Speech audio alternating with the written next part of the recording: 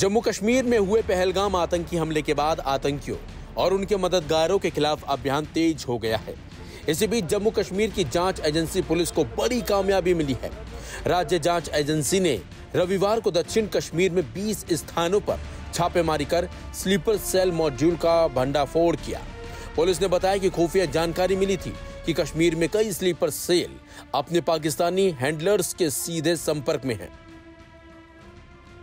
वो WhatsApp, Telegram और signal सहित अन्य मैसेजिंग ऐप से सुरक्षा बलों और महत्वपूर्ण प्रतिष्ठानों के बारे में संवेदनशील और रणनीतिक जानकारियां सीमा पार भेज रहे हैं। आतंकियों के ये सहयोगी लश्कर तैयबा और लश्कर मोहम्मद के कमांडरों के इशारे पर ऑनलाइन माध्यम से कट्टरवाद को भी फैलाने में लगे थे। इससे देश की सुरक्षा और अखंडता को प्रभावित किया जा रहा था। इन सूचनाओं के आधार पर एजेंसी ने इस साल की शुरुआत में केस दर्ज किया था। इसी के तहत रविवार को कश्मीर के कई जिलों में लगभग 20 स्थानों पर एक साथ छापेमारी की गई। पुलिस ने बताया कि छापेमारी के दौरान भारी मात्रा में आपत्तिजनक सामग्री जब्त की गई है। कुछ संदिग्धों को पूछताछ के लिए हिरासत में लिया गया। प्रारंभिक जांच से पता चला है कि स्लीपर सेल आतंकी साजिशों में सक्रिय रूप से शामिल थे और भारत विरोधी बयानों का प्रचार प्रसार कर रहे थे। इनका उद्देश्य न केवल भारत की समृद्धता और क्षेत्रीय अखंडता को चुनौती देना था, बल्कि असंतोष, सार्वजनिक अव्यवस्था और सांप्रदायिक घृणा फैलाना भी था। भारत ने लिया पहलगाम हमले का बदला। कश्मीर के पहलगाम में आपको बता दें, बीते 22 अप्रैल को आतंकियों ने पर्यटकों को निशाना बनाते हुए हमला किया था। इस आतंकी हमले में 26 लोगों की मौत हो गई थी। इसके बाद भारत सरकार ने पाकिस्तान के खिलाफ सख्त रुख अपनाया था और ऑपरेशन सिंदूर के तहत पाकिस्तान और पीओके में हमला कर 9 आतंकी ठिकानों को ध्वस्त कर दिया था। इसमें कई आतंकी भी मारे गए थे। इसके बाद बॉर्डर पर दोनों देशों में बीच जोरदार गोलीबारी हुई थी, जिसमें ड्रोन का भी इस्तेमाल किया गया। 10 मई को दोनों देशों के बीच सीज फायर का भी ऐलान हो गया, लेकिन भारत ने अपने रुख को साफ कर दिया है। ऑपरेशन सिंदूर को लेकर तीनों सेनाओं ने 11 मई को एक प्रेस कॉन्फ्रेंस की और उसमें तमाम जानकारियां भी दी। पूरे ऑपरेशन में जो आतंकी ठिकानों को निशाना बनाया गया, क्या नंबर्स कुछ बता सकते हैं कितने आतंकी मारे गए? कुछ नाम सरकार, मतलब कुछ नाम मीडिया में आए भी हैं जो बड़े उसके मास्टरमाइंड थे। और एक सवाल जो आज एयरफोर्स ने एक ट्वीट किया कि ऑपरेशन सिंदूर अभी जारी है और सरकार की तरफ से भी कहा गया। और पिछली बार जब विदेश मंत्रालय की प्रेस कॉन्फ्रेंस पहली हुई थी, उसमें वो लिस्ट दिखाई गई थी कि 21 टेरर कैंप आइडेंटिफाई किए गए हैं। तो क्या जो बाकी बचे हुए टेरर कैंप उन पर भी कार्रवाई होगी? और एक नंबर अगर आप बता पाएं कितने टेररिस्ट मारे गए? Sir, before you answer, sir, before you Manjeet ji, 3 questions. The third one has just been asked here before. So 21 this thing. So I'll request the first to be answered so that we have more number of people who can ask. Manjeet, जब मैंने statement दिया तो मैंने शुरू में ही कहा कि जैसे ही ऑपरेशन सिंदूर कॉन्सेप्चुअलाइज हुआ तो हमारा जो पीछे की कार्रवाई होती है, स्पेड वर्क और टारगेट्स को आइडेंटिफाई और एनालाइज करने की कार्रवाई शुरू हो गई थी। मैंने जब स्टेटमेंट दिया तो मैंने बताया कि बहुत सारे थे, हमने 21 दिखाए होंगे और भी हैं, लेकिन वो लिस्ट फिल्टर करते करते 21 तक पहुंची। अब क्या आगे एंगेज किए जाएंगे? अगर जरूरत पड़ेगी तो जरूर एंगेज किए जाएंगे, लेकिन मैंने बताया कि इस समय जो इंट एजेंसीज ने हमें बताया कि फलाने कैंप में प्रेजेंस है, हमने उनको एंगेज किया। कुछ नाम मैंने लिए, कुछ नाम अभी पुख्ता किए जा रहे हैं।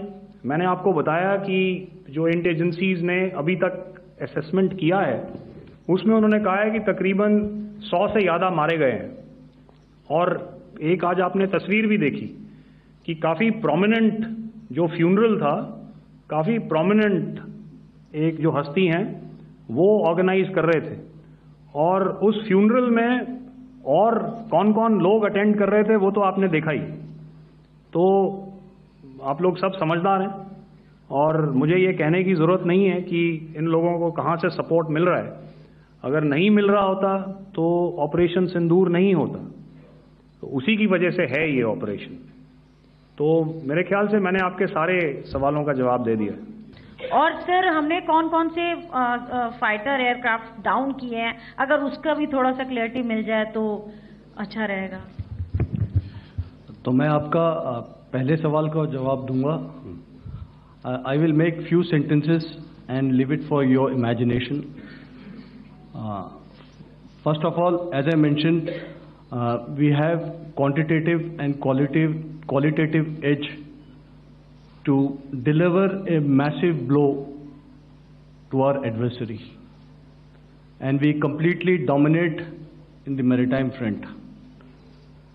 Indian Navy's action is part of the escalation ladder mechanism which we have worked out amongst 3 services. This time, if Pakistan dare take any action, and Pakistan knows it, what we are going to do. That's all. Okay. आपके सवाल का जवाब मैं पहले दे चुका हूं. आपके सवाल का जवाब मैं पहले दे चुका हूं, इसलिए मैं बस उस तक ही सीमित रखूंगा और इतना कहना चाहूंगा कि आने वाले दिनों में आपको खुद ही पता चल जाएगा और ऐसी बातें छुपी नहीं रहती हैं, तो पता चल जाएगा. So at this time will just let it be. मेरा सवाल है, क्योंकि हमारे जो पहले जो एक्शन रहा वो आतंकवाद के खिलाफ रहा, तो आतंकवाद में अजहर मसूद की तरफ से एक बयान जारी किया गया था जिसमें उन्होंने कहा कि हम इसका बदला लेंगे और जहाज रुलाएंगे. तो क्या अगला, अगर खुदा न खास्ता अगला टेरर अटैक किसी भी तरह का होता है, तो क्या उसे एक्ट ऑफ वॉर में हमारी तरफ से लिया जाएगा और उसका क्या माकूल जवाब दिया जा सकता है? मेरा इसमें सिर्फ एक ही जवाब है आपके लिए कि हमने अपनी कार्रवाई करी. हमने उसके बाद मैंने अपने स्टेटमेंट में भी बताया कि ये कम्युनिकेट करने की कोशिश करी कि हमने इस तरीके से ये जो स्ट्राइक्स हैं वो क्यों की. लेकिन जो हमारा एडवर्सरी है उसने जैसे मुनासिब समझा वो कार्रवाई करी. तो आपने देखा कि ये जो एक्टिविटीज़ चल रही हैं 3-4 दिन से, ये कोई वॉर से कम नहीं है. नॉर्मल सर्कमस्टांसेस में एक दूसरे देश की एयरफोर्सेस हवा में नहीं उड़ती हैं और एक दूसरे के ऊपर स्ट्राइक्स नहीं करती हैं. हर रात इंट्रूजन्स नहीं होते हैं. लाइन ऑफ कंट्रोल पर सीज फायर वायोलेशंस, आपके एक साथी ने सवाल पूछा था शुरू में, एक सीज फायर अंडरस्टैंडिंग था, वो भी जा चुका है. उस सीज फायर अंडरस्टैंडिंग के जाते जो फायरिंग हो रही है लाइन ऑफ कंट्रोल में, उसमें घुसपैठ की कोशिश हो रही है. आमतौर पर ये घुसपैठ लाइन ऑफ कंट्रोल में टेररिस्ट करते हैं, लेकिन हमें इंफॉर्मेशन है कि हो सकता है ये पाकिस्तान आर्मी की टोलियां भी हों जो हमारे पोस्ट के ऊपर खामी पहुंचाने की कोशिश कर रही हैं. तो ये सारी एक्टिविटीज तो वॉर में शामिल हैं. तो ये कहना मुश्किल है कि आगे क्या होगा, वो स्पेक्यूलेटिव जोन में आ जाता है और मैं स्पेक्यूलेट नहीं करना चाहता हूं. हर एक सिचुएशन अलग होती है और उससे एक तरीके से डील किया जाता है.